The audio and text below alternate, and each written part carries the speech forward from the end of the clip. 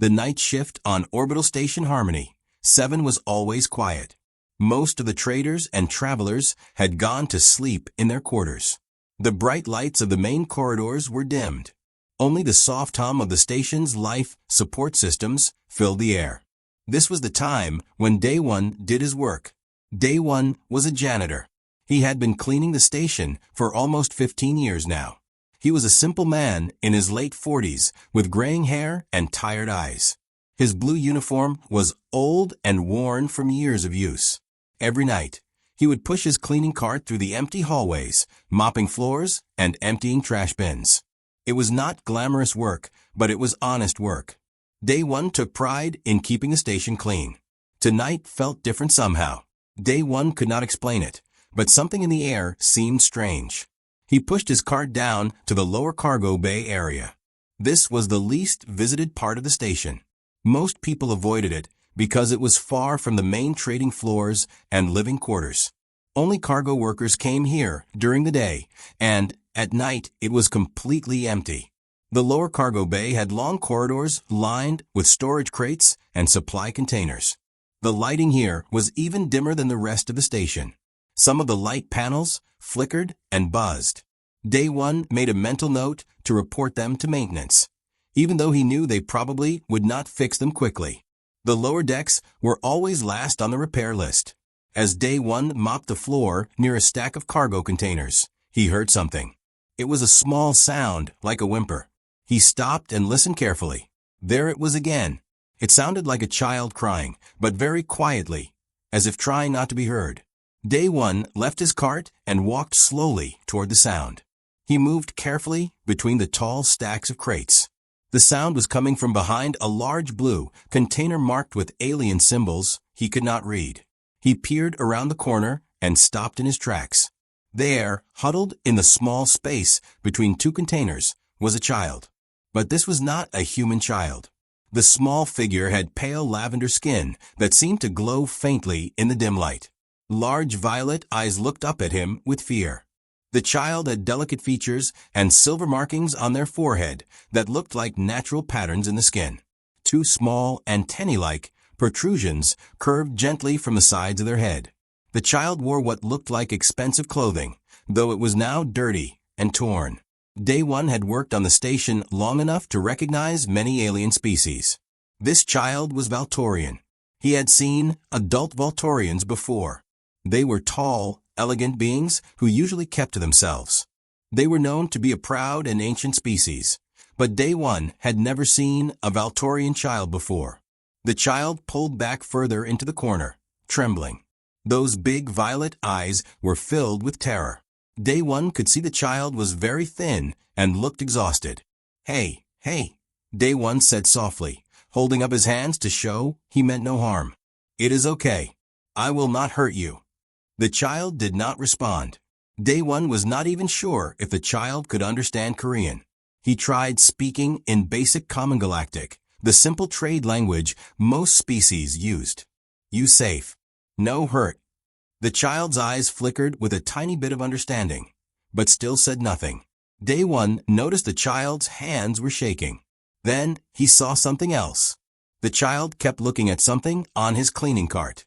Day One followed the gaze and realized what it was. His lunch container. Day One always brought food from home for his break. Tonight, he had packed his usual meal. Rice with kimchi stew that his wife had made. He had already eaten half of it during his break, but there was still plenty left. The child was staring at it with desperate hunger in those violet eyes. Understanding flooded through Day One. This child was starving.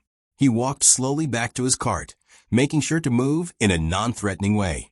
He picked up his lunch container and brought it back. The child pressed harder against the wall, but those eyes never left the food. Day One sat down on the floor, making himself smaller and less scary. He opened the container. The smell of the kimchi stew filled the air. He held it out toward the child. "Eat," he said simply in Common Galactic. "Food. For you." The child did not move at first. Day One set the container down on the floor between them and slid it gently toward the child. Then he moved back a little to give space. He waited.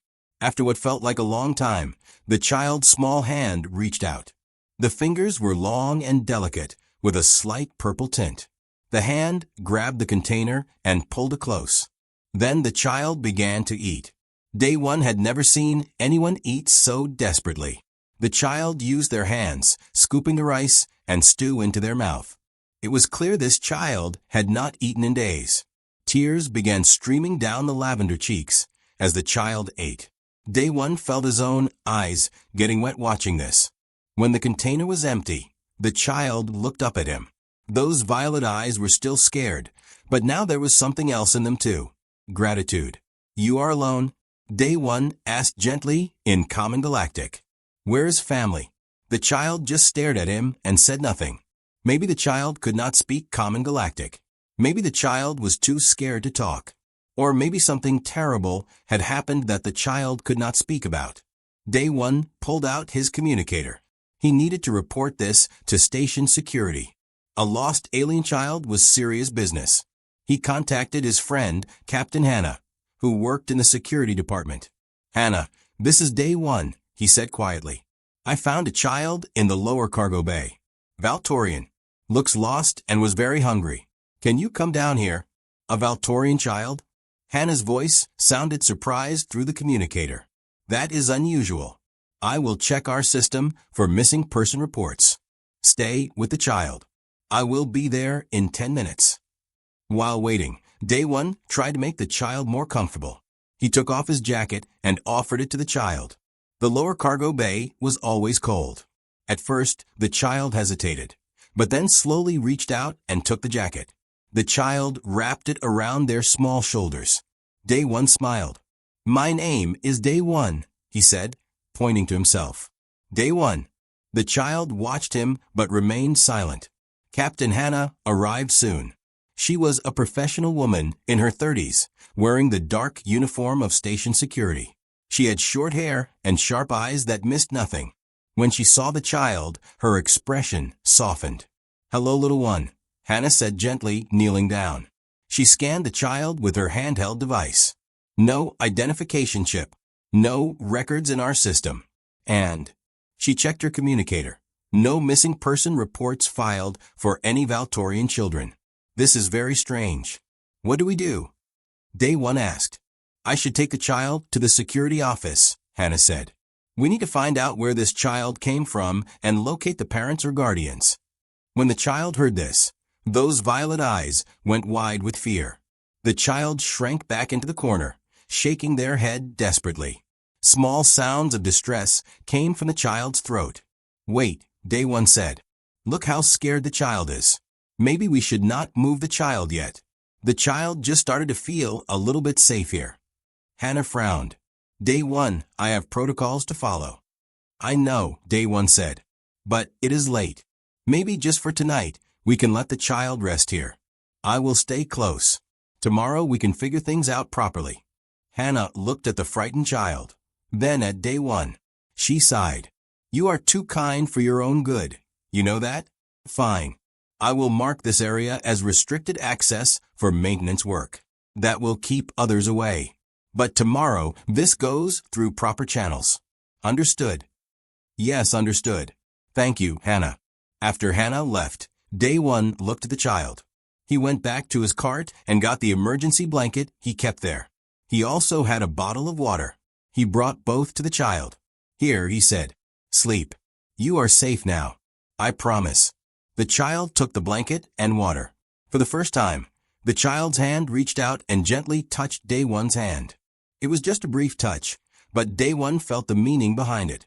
In whatever language, whatever culture, it meant thank you. Day one sat nearby, while the child curled up with a blanket. He watched as those violet eyes slowly closed and the child fell into exhausted sleep. He decided he would stay there for the rest of his shift, keeping watch. Something told him this child needed protection. As he sat in the quiet cargo bay, Day one had no idea that this simple act of sharing his leftovers would change everything. He did not know who this child really was. He did not know that in 1 week, this moment would lead to something extraordinary. All he knew was that a hungry child had needed help, and he had done what any decent person should do. He had shared his food. Sometimes, the smallest acts of kindness become the biggest moments in history. The next night, Day One finished his dinner early. His wife had packed extra rice and vegetables for him. She always made sure he had enough food for his long shifts. Tonight, he had asked her to pack a little more than usual. She had given him a curious look, but said nothing. After 15 years of marriage, she knew her husband well enough to trust him. Day One pushed his cleaning cart through the upper levels of the station first, working faster than normal. He wanted to get to the lower cargo bay as soon as possible. He kept thinking about the child all day. Was the child still there? Was the child safe? Had anyone else found the child? When he finally made his way down to the lower levels, his heart was beating fast. He walked carefully to the spot where he had left the child the night before. The blanket was still there, folded neatly in the corner. But the child was gone. Day One felt his stomach drop. Where did the child go? He looked around the cargo containers, calling out softly, "Hello, little one? It is me, Day One. I brought food." For a moment, there was only silence. Then he heard a small sound from behind a different stack of containers. He walked toward it slowly. There, peeking out from behind a crate, were those familiar violet eyes. The child had moved to a new hiding spot, probably scared that others might come. But when the child saw it was Day One, something changed in those eyes. Not quite trust, but recognition. The child knew him. Day One sat down on the floor and opened his lunch container. The smell of rice and stir-fried vegetables filled the air. He set the container down and pushed it toward the child, just like the night before. This time, the child came out faster. The child sat down across from Day One and began to eat. Still hungry, still desperate, but slightly less afraid. "Good," Day One said with a gentle smile. "Eat slowly. There is plenty." While the child ate, Day One tried to talk. He pointed to things and said their names in Korean. Rice, vegetable, water. The child watched him with those large violet eyes, but said nothing. After finishing the food, the child made that same gesture, touching Day One's hand briefly before retreating back to the hiding spot. This became their routine. Every night for the next week, Day One would come to the lower cargo bay with food. Sometimes it was rice with soup. Sometimes it was noodles. Once, he brought sweet rice cakes that his wife had made. The child's eyes had gone wide at the sweetness, and for the first time, Day One thought he saw the smallest hint of a smile. On the third night, something unexpected happened. Day One was sitting with the child when he heard footsteps. He tensed, ready to protect the child if needed. But then a familiar voice called out, "Day One, are you down here?" It was June, his coworker. June was younger than Day One, in his early 30s, with a friendly face and curious nature. He worked the same shift, but usually cleaned different sections of the station. The child immediately scrambled back into the shadows. Day One stood up quickly. "June, what are you doing here?" June came around the corner and stopped when he saw the scene. The empty food container, the blanket, the small figure hiding in the shadows. His eyes went wide. "Day One, what is going on? Is that a child? An alien child?" Day One sighed. He should have known someone would eventually notice his strange behavior. "Yes. I found the child a few days ago. The child was starving and alone. I have been bringing food." "Does security know?" "Captain Hannah knows. She said no missing reports have been filed. We are trying to figure out what to do." June walked closer, peering at the child in the shadows. "That is a Valtorian child. I have seen Valtorians before. They are usually very proud and wealthy. Why would their child be alone in a cargo bay?" "I do not know," Day One admitted. "The child will not speak. Maybe the child cannot speak our language. Maybe the child is too scared." June was quiet for a moment. Then he smiled. "You are a good man, Day One. Tomorrow, I will bring extra food too. 2 people can help better than 1. Day One felt relief wash over him.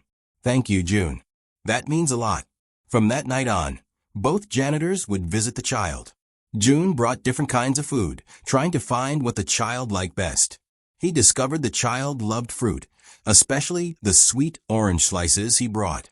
The child would eat them carefully, savoring each piece. Day 1 continued teaching the child simple Korean words. He would point to himself and say Day 1, until finally, on the 5th night, something amazing happened. The child pointed at him and whispered in a soft, musical voice, Day 1. It was the first word the child had spoken. Day 1 felt his eyes fill with tears. Yes, I am Day 1. He pointed to the child. What is your name? The child touched their own chest and said something in a language Day 1 did not understand. It sounded like singing, with notes that rose and fell. Day 1 tried to repeat it, but could not make the same sounds. The child made that almost smile again. I will call you Rena, Day 1 said gently. Is that okay? The child, Rena, nodded slowly. From that moment, she was Rena to them. June and Day 1 started to make the hiding spot more comfortable. They brought cleaner blankets. June found a small cushion that someone had thrown away and brought it down. Day 1 brought a small portable light, so Rena would not have to sit in darkness. Slowly, the cold corner between cargo containers became something like a small home. On the 6th night, Day 1 noticed something about Rena's clothing. Despite being dirty and torn, he could see intricate patterns sewn into the fabric with silver thread. The designs were complex and beautiful. He had seen enough wealthy travelers pass through the station to recognize expensive clothing when he saw it. June, he said quietly while Rena was eating. Look at her clothes. Those are not normal clothes. I think she might be from a very important family. June examined the patterns. You are right. Those symbols, I have seen them before somewhere. They look like royal markings. Both men looked at the small child eating rice with her delicate fingers. Royal? Could this child be nobility? It would explain why she was hiding. Maybe she ran away.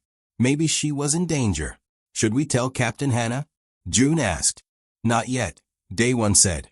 Look how safe she feels now. If she is running from something, taking her to security might put her in danger. Let us wait a little longer. That same night, after Rena had eaten, she did something new. She reached into a small pocket in her torn dress and pulled out a small object. It was a pendant, made of a material that glowed softly with inner light. She held it up to show Day 1 and June. The pendant had a symbol on it, a complex design that looked like a star within a circle, surrounded by smaller symbols. Both janitors stared at it. Even they, who knew little about Valtorian culture, recognized it as something important. Rena touched the pendant, then touched her chest. Then she pointed up toward the stars beyond the station's walls. She was trying to tell them something. She was from somewhere far away, somewhere important. We understand, Day 1 said softly. You are far from home. Rena looked at him with those big violet eyes. Then, for the first time, she spoke in common Galactic. Her voice was small and uncertain, but the words were clear. Home, dangerous. Bad people. I run. Day 1 and June exchanged worried looks. So she was running from something. From someone. You are safe here, Day 1 promised. We will protect you. Rena looked at both of them. Then she said one more thing. Thank you, kind ones. Those simple words touched both men deeply. This child had been through something terrible, yet she could still say thank you. She could still trust them, even after whatever had happened to her. On the 7th night, everything changed. Day 1 and June came to the cargo bay as usual, both carrying food. But the moment they entered the lower deck, they knew something was wrong. The air felt different, tense. Rena was in her corner, but she was not alone. Captain Hannah was there, and she looked very serious. Her face was pale, and her hand was on her communicator. Day 1 June, she said urgently. We have a big problem. A very big problem. What is wrong? Day 1 asked, moving to stand protectively near Rena. Ships, Hannah said. Dozens of them. Warships. They just appeared on our sensors surrounding the station. They are Valtorian Imperial Fleet vessels. She looked at Rena with new understanding in her eyes. They are searching for someone, and I think we just found out who. Above them, Throughout the station, alarm lights began flashing. The communication system crackled to life. Station Master Yuna's voice, usually calm and professional, sounded stressed. Attention all station personnel. We are in a code red diplomatic situation. The Valtorian Imperial Fleet has arrived and is requesting permission to board. All personnel remain calm and stay in your assigned areas. This is not a drill. Day 1 knelt down beside Rena.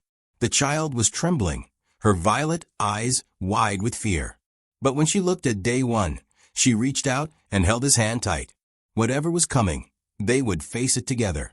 The entire station seemed to hold its breath. Through the large viewing windows in the upper levels, people could see the Valtorian warships. They were massive vessels that gleamed like silver in the starlight. Their hulls were covered in elegant patterns that glowed with soft purple light. Beautiful, but terrifying. There were at least 20 of them, completely surrounding Orbital Station Harmony 7. In the lower cargo bay, Day 1 held Rena's small hand. The child was shaking badly now. Whatever she had run from, it had followed her here. Captain Hannah's communicator buzzed constantly with updates. Station Master Yuna is in emergency talks with them right now. The Valtorians are demanding to search the entire station. She looked at Day 1. They say they are looking for Princess Rena of the Valtorian Royal House. She was kidnapped 2 weeks ago. Day 1's eyes went wide. Princess? This small, frightened child eating his leftovers was a princess? Kidnapped? June said. But she is here. She escaped somehow. That is what we need to tell them, Hannah said. We have to return her to her family. At these words, Rena made a sound of pure terror. She pressed herself against the wall, shaking her head desperately. No, no, no, she whispered in common Galactic. Not safe. Bad people. They hurt. They hurt. Day 1 knelt down in front of her. Rena, those are your father's ships. Your family is looking for you. They want to take you home. No. Rena cried out, tears streaming down her lavender cheeks. Bad people everywhere. Not know who is safe. They come like friends. Then they hurt. Day 1 understood now. Whoever kidnapped her had been people she trusted. Maybe servants. Maybe guards. People who were supposed to protect her. Now she did not know who to trust. Listen to me, Day 1 said gently, wiping her tears with his worn sleeve. I know you are scared. But your father is here. The Emperor himself came looking for you. A father would not stop searching for his child. Before Rena could respond, the entire station shook. Not violently, but enough to feel. The Valtorian ships were docking. Hannah's communicator buzzed again. She listened, and her face went even more pale. They are boarding now. Hundreds of soldiers. They are going to search every section, starting from the top and working down. She looked at the 3 of them. We have maybe 20 minutes before they reach this level. What do we do? June asked nervously. Day 1 looked at Rena. The child was terrified, but she was looking at him with complete trust. In 1 week, this small child had learned to trust him. He had fed her when she was hungry. He had kept her safe when she was scared. He could not betray that trust now. But he also knew the truth. She needed to go home. She needed her father. We wait for them, Day 1 said firmly. But I will stay with Rena. I will not let anyone take her until I am sure she is safe. Day 1, these are Imperial soldiers, Hannah warned. You cannot just refuse them. I am not refusing them, Day 1 said. I am making sure this child is safe. That is all I care about. High above in the station's main docking area, something extraordinary was happening. The airlock doors opened with a hiss of pressurized air. The first to step through were Valtorian soldiers in ceremonial armor. Their armor was deep purple with silver highlights, matching the colors of their ships. They moved in perfect formation, their faces serious and alert. Behind them came more soldiers, then advisors in flowing robes, then personal guards with weapons that hummed with energy. The station personnel backed away, intimidated by the display of military power. Finally, a figure stepped through the airlock that made everyone in the docking bay drop to their knees. Even the humans, who did not follow Valtorian customs, felt compelled to bow. Emperor Theron of the Valtorian Empire had arrived. He was tall, even for a Valtorian, standing over 7 feet. His skin was a deeper shade of lavender than Rena's, and his silver markings were more complex, covering much of his face and neck in intricate patterns. He wore robes of deep purple that seemed to shimmer with their own light.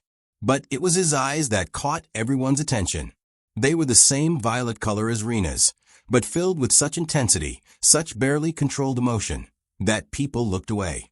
This was not just an emperor. This was a father searching for his lost child. Station Master Yuna stepped forward, bowing deeply. She was a professional woman in her 50s who had managed the station for over a decade. She had dealt with many important people, but never anyone like this. "Your Imperial Majesty," she said, her voice steady despite her nervousness. "Orbital Station Harmony 7 welcomes you and pledges full cooperation in your search." Emperor Theron's voice was deep and resonant. "Where's my daughter?" "We are searching now, Your Majesty. We had no knowledge that Princess Rena was on our station until your ships arrived." "Then you are incompetent," the Emperor said coldly. "My daughter has been missing for 2 weeks. Your station should have identified her immediately." Next to the Emperor stood an elderly Valtorian woman in silver robes. She placed a gentle hand on his arm. "Patience, my Emperor." The child was clearly in hiding. These people may not have known. This was High Priestess Sora, the Emperor's spiritual advisor. She was ancient by Valtorian standards, with skin that had faded to almost white and markings that had turned to gold with age. Her eyes, though, were sharp and kind. Ambassador Miho, the human diplomatic representative on the station, stepped forward nervously. He was a middle-aged man with graying hair who had spent 20 years in diplomatic service. He had never been more frightened in his life. "Your Majesty, we have activated all our search protocols. Our security teams are searching every level. If Princess Rena is here, we will find her." "You will find her now," the Emperor commanded. "Every moment my daughter is missing, I cannot breathe. Every second, I fear she is hurt, scared, alone."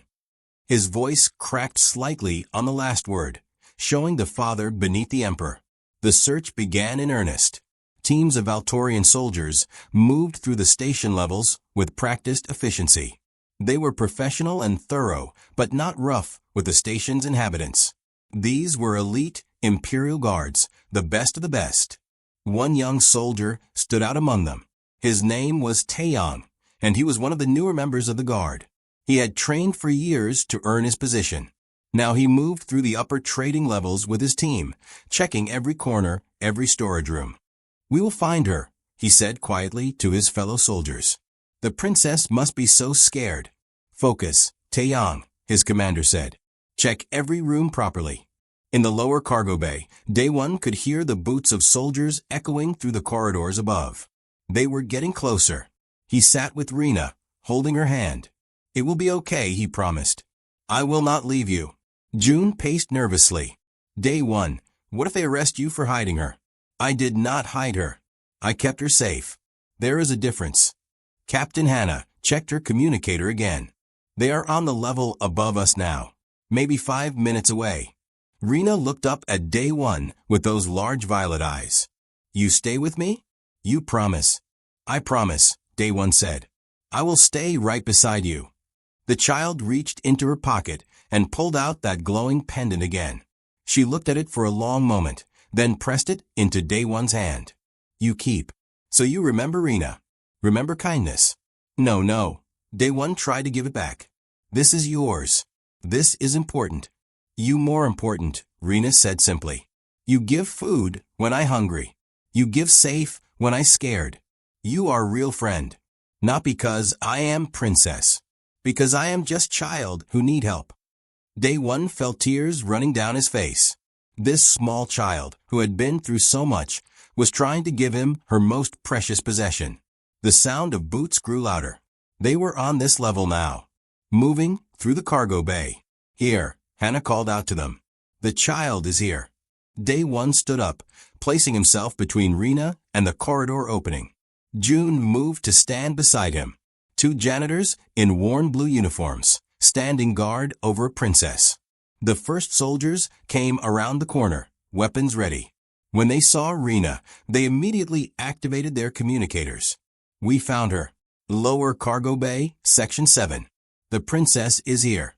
More soldiers arrived. Then officers. Then High Priestess Sora, moving faster than seemed possible for someone her age. The High Priestess saw Rena and tears filled her ancient eyes. Oh, little flower. We have been so worried. But Rena stayed behind day one, peeking out but not coming forward. One of the soldiers stepped toward them.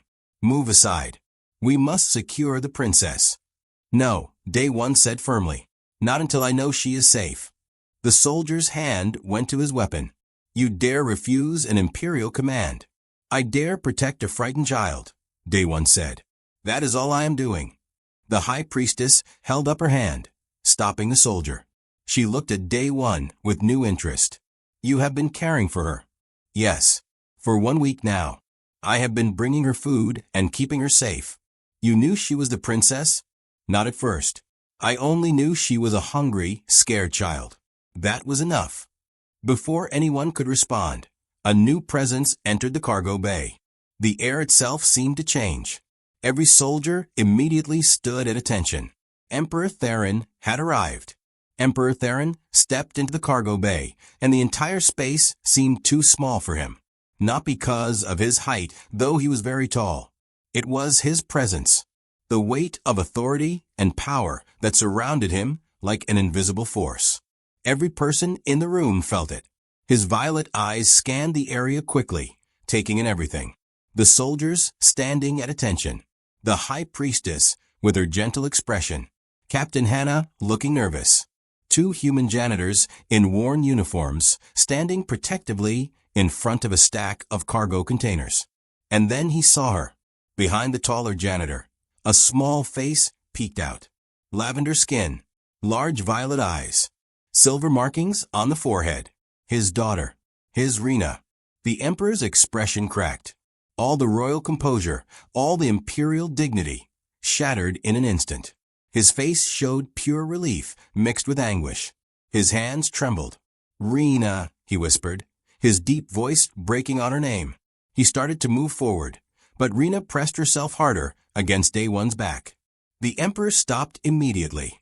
Pain flashed across his face. She's frightened, Your Majesty, High Priestess Sora said softly. The child has been through a terrible ordeal.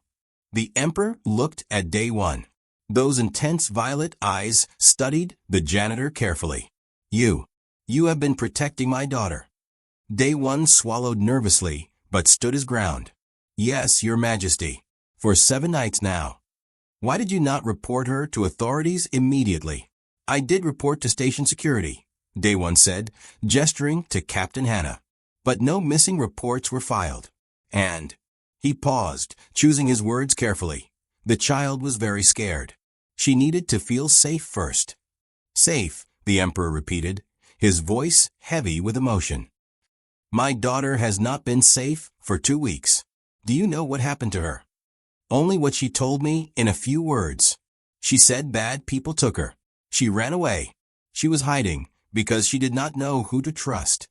The Emperor closed his eyes as if in pain. When he opened them again, they were wet with tears that he did not bother to hide. Rena, little flower, it is father. I have come to take you home. Rena peeked around day one again. She looked at her father with a mix of longing and fear. Papa, she said in a tiny voice. Yes, my heart. It is Papa. You are safe now. But Rena did not move. She looked up at day one instead. You said Papa would keep me safe. You promised Papa is good. Day one knelt down to her level. Yes, Rena. I promise. Look at him. He has been searching everywhere for you. A father who searches this hard is a father who loves very much. But the bad people, Rena whispered. They said they were friends. They lied. This statement made the Emperor flinch. He understood now why his daughter would not come to him. The people who kidnapped her had been trusted members of his household. She had learned that anyone could betray her. The High Priestess moved forward slowly, her silver robes flowing. Little princess, do you remember me? I am Sora. I taught you songs when you were very small. Rena looked at the old woman. Slowly, recognition came to her eyes. Grandmother Sora? You sang the star song. Yes, child. I sang the star song every night to help you sleep. The high priestess began to hum a melody. It was beautiful and strange, with notes that seemed to shimmer in the air. Rena's eyes went wide. She knew this song. Only High Priestess Sora knew this song. No kidnapper would know it. It is really you, Rena said. It is really me. And that is really your father. He has not slept since you disappeared. He has searched every corner of the empire. When he could not find you, he came here himself. An emperor left his throne to search for his daughter. That is how much he loves you. Rena looked at her father again. The emperor knelt down, making himself smaller, less intimidating. Tears ran freely down his face now. Rena, I know you are scared. I know you do not know who to trust.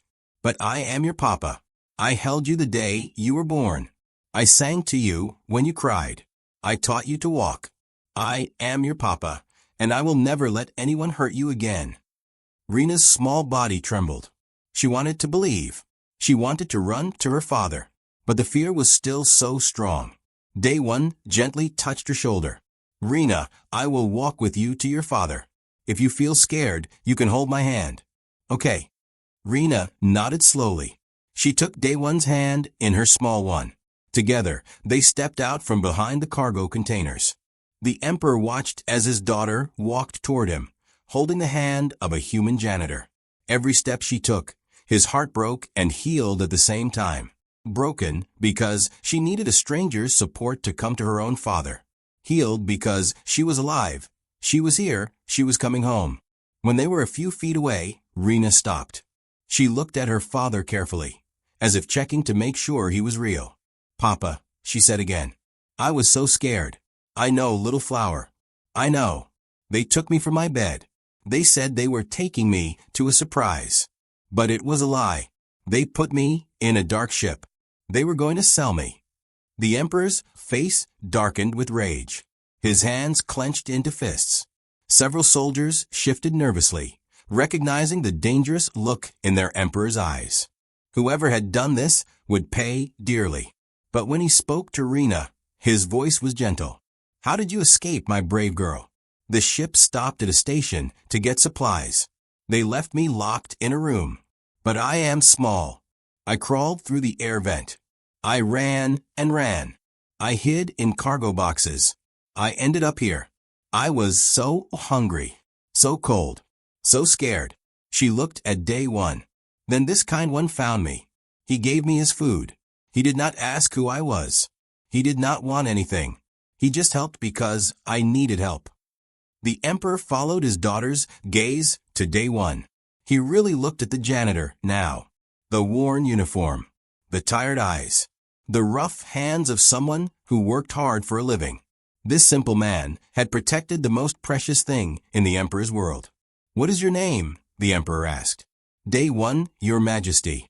I am a janitor here on the station. Day One, the emperor repeated. You saved my daughter's life. I only shared my food, your majesty. Anyone would have done the same. No, the emperor said firmly. Not anyone. Many people walk past those in need every day. You stopped. You cared. You protected her when she was most vulnerable. He paused. You did not know she was a princess. Not at first, your majesty. I only knew she was a child who needed help. The emperor stared at Day One for a long moment. Then, to everyone's shock, he knelt down on one knee. The emperor of the Valtorian Empire, one of the most powerful beings in the galaxy, knelt before a janitor. Your majesty, several soldiers gasped. High Priestess Sora smiled, as if this was exactly what she expected. In Valtorian culture, the emperor said, his voice carrying to everyone in the cargo bay, there is no higher honor than caring for the helpless, without expectation of reward. You fed my daughter when she was hungry. You kept her safe when she was in danger. You did this not for power, not for wealth, but because it was right. He bowed his head. I, Emperor Theron, acknowledge a debt that can never be fully repaid. Day One looked panicked. Your Majesty, please stand up. You do not need to do this. I was just being a decent person. That is exactly why I do this, the emperor said, rising to his feet. True nobility is not about birth or title. It is about character. Today, you showed more nobility than many who claim royal blood. June, who had been standing silently to the side, suddenly spoke up. Your Majesty, Day One was not alone. I helped too. We both brought food and kept watch over the princess. The emperor looked at June and nodded. Then you too have my gratitude and respect. Young soldier Taeyang, standing among the other guards, watched this scene with wide eyes. He had trained for years to become an imperial guard. He had learned combat, strategy, protocol. But watching a simple janitor kneel beside a frightened child and offer food, he realized he was seeing true honor. It was not about weapons or armor. It was about compassion. Rena finally let go of Day One's hand. She took a tentative step toward her father, then another. Then she ran the last few steps and threw herself into the emperor's arms. The emperor caught his daughter and held her tight, his whole body shaking with sobs of relief. My little flower, my precious child, I thought I had lost you forever. I am sorry, Papa. I am sorry I did not come home sooner. No. You were brave. You survived. That is all that matters. He held her back to look at her face. You are too thin. Have you been eating enough? Day One brought me food every night. And June too. They brought rice and vegetables and fruit. They made sure I was not hungry. The emperor looked over his daughter's head at Day One. The gratitude in his eyes was deeper than any ocean. You kept my daughter alive. You kept her spirit strong. There is no treasure in my empire that equals this gift. The emperor held his daughter for a long time. No one in the cargo bay spoke. They all understood this was a sacred moment. A father and daughter reunited after terrible separation. Even the soldiers, trained to show no emotion, had tears in their eyes. Finally, the emperor stood up, still holding Rena in his arms. She rested her head on his shoulder, looking tired but peaceful. For the first time in 2 weeks, she felt truly safe. Day One, the emperor said, I wish to reward you. Name anything within my power, and it is yours. Wealth, land, a position in my court, anything. Day One shifted uncomfortably. All eyes were on him now. He was just a janitor. He did not want riches or power. He had only done what felt right. Your Majesty, Day One said slowly, I do not need a reward. Seeing Rena safe with her father is enough for me. The emperor's eyes widened slightly. High Priestess Sora smiled as if she had expected exactly this answer. But Day One continued, if your Majesty truly wants to give something, I have a small request. Name it. Let Rena come visit sometimes. Not because she is a princess, just as a friend. Let her remember that kindness exists everywhere, in all people, no matter their status. Day One paused. And if your Majesty could recognize the other workers here on the station, people like June, like Captain Hannah, who helped keep Rena safe. They are good people who do honest work. A little recognition would mean everything to them. The cargo bay was silent. Ambassador Miho's mouth hung open. Station Master Yuna looked shocked. The soldiers glanced at each other in disbelief.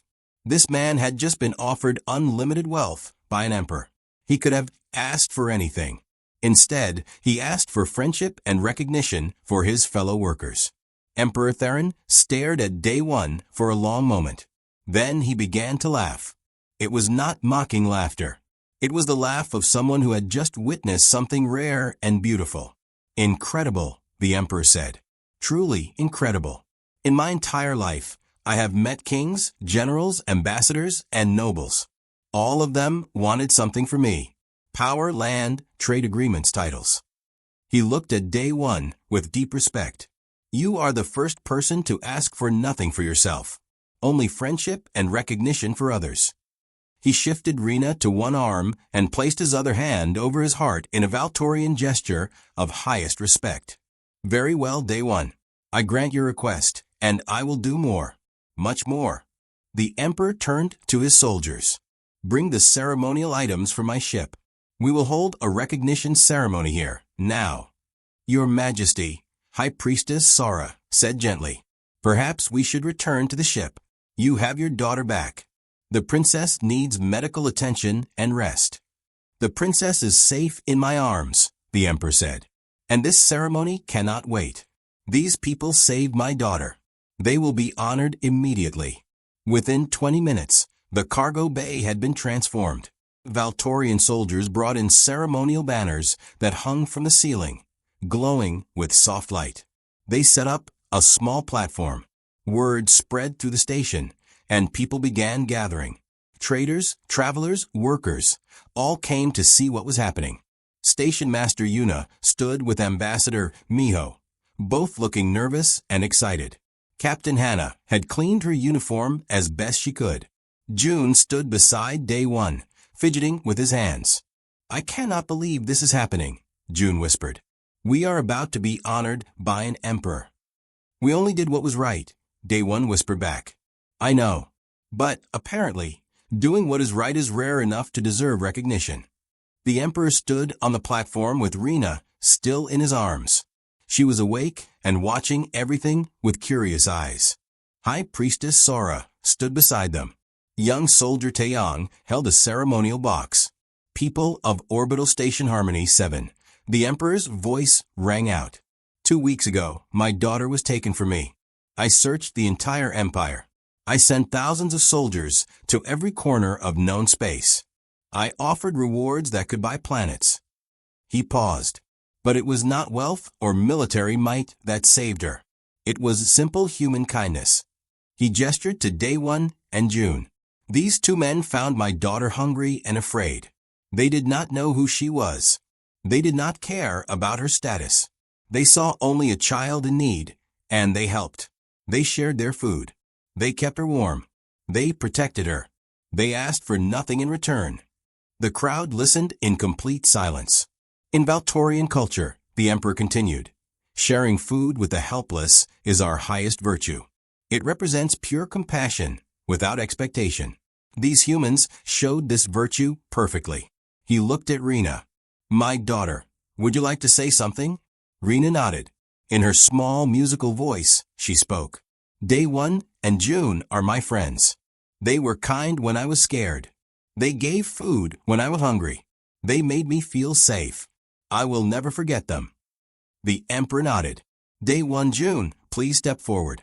Both janitors walked to the platform nervously. Day One's worn work boots felt heavy. He had never been in front of so many people before. Soldier Taeyang opened the ceremonial box. Inside were 2 medallions on golden chains. Each medallion was made of a crystal that glowed with inner light, just like Rena's pendant. The symbols carved into them were complex and beautiful. I name you both honorary guardians of the royal house, the Emperor said, placing a medallion around each man's neck. These medallions carry my personal seal. If you or anyone you care about ever needs help anywhere in the empire, show this medallion.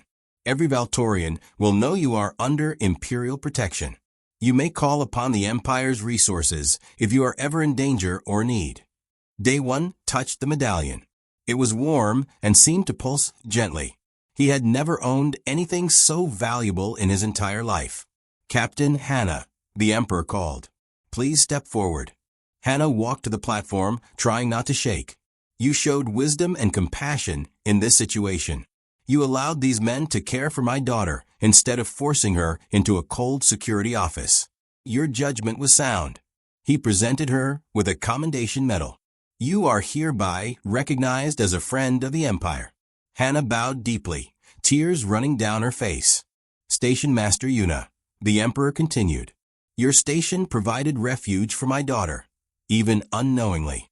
I am establishing a permanent trade agreement between the Valtorian Empire and Orbital Station Harmony 7. You will have preferred trading status and imperial protection. Yuna looked like she might faint. This trade agreement would make the station wealthy beyond imagination.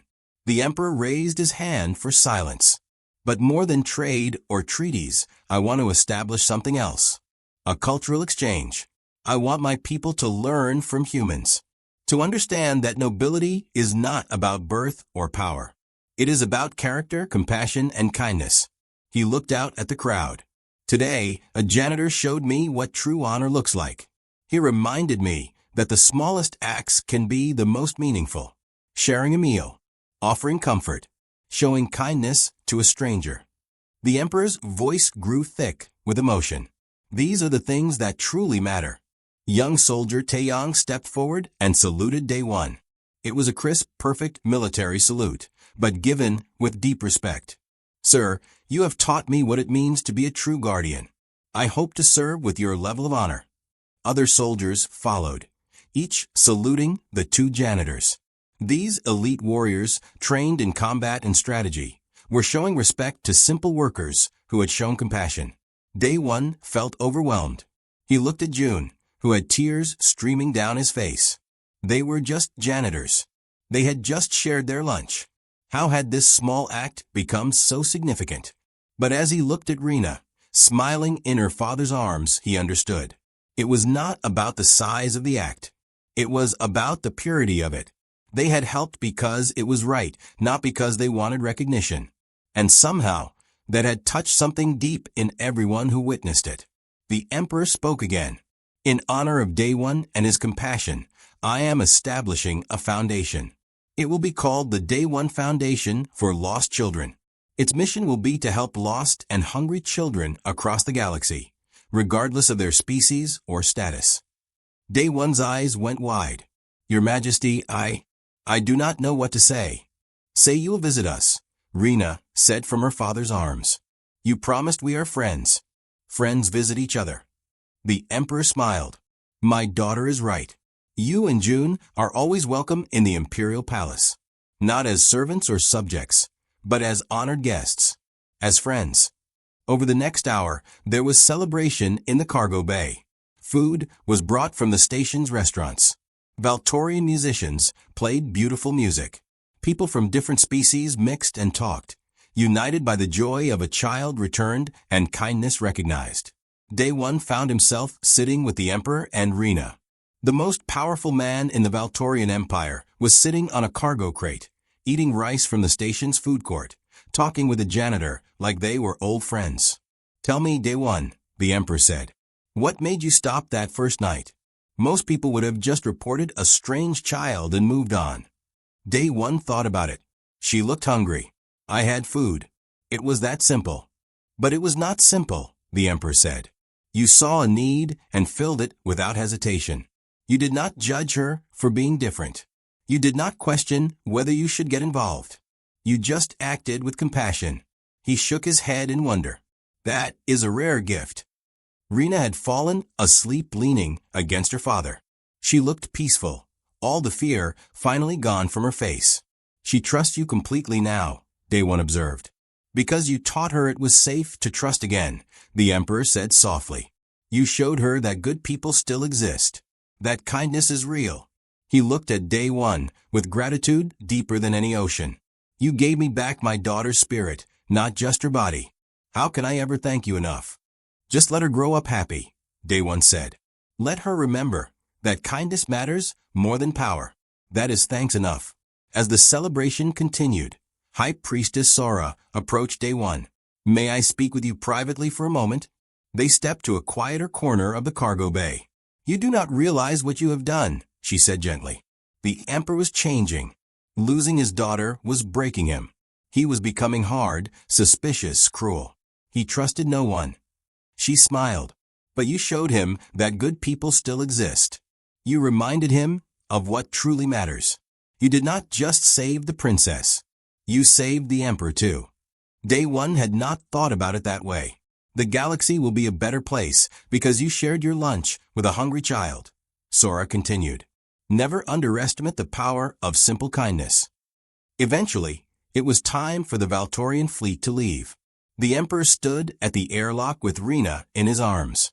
She was awake now, looking at Day One and June. I will miss you, she said to them. But I will send messages. And I will visit, Papa promised. We will miss you too, Day One said, his heart full. But we are happy you are going home where you belong. Rena reached out and hugged Day one last time. Thank you for being my friend when I had no one. You will always have friends, Rena. Just remember to be kind like you were kind to us. Share your food with those who are hungry. Share your kindness with those who are scared. I will, she promised. I will make a difference, just like you did. The Valtorian fleet departed peacefully. Through the viewing windows, Day One watched the beautiful silver ships fly away into the stars. He touched the medallion around his neck. It still felt warm. June came to stand beside him. Our lives just changed forever, did they not? Maybe, Day One said. But tomorrow, we still have floors to mop and corridors to clean. True, June laughed. But now we mop floors as honorary guardians of the royal house. Day One smiled. I liked it better when we were just two friends helping a hungry child. But as word of what happened spread across the galaxy, Day One's name became known. People told the story of the janitor who saved a princess. But more importantly, they told the story of simple kindness changing the course of empires. Months later, Day One received a holographic message from Rena. She was in the Imperial Palace, wearing beautiful robes, looking healthy and happy. But she was standing in front of a new building. Day One, her voice rang out cheerfully. Look, the first Day One Foundation Center just opened. We are helping 20 children already. Children who were lost and scared, just like I was. We give them food, safety, and kindness, just like you gave me. Behind her, children of different species played together, laughing and safe. Thank you for teaching me that the smallest acts of kindness can save lives, Rena continued. I will never forget you, my friend. Day One watched the message with tears in his eyes. He was still a janitor on Orbital Station Harmony 7. He still worked night shifts. He still mopped floors and emptied trash bins. But he had learned something important. Every person you meet is fighting a battle you know nothing about. A simple act of kindness, as small as sharing your lunch, might be exactly what someone needs to survive. And sometimes, sharing your leftovers with a quiet alien child can change the entire galaxy.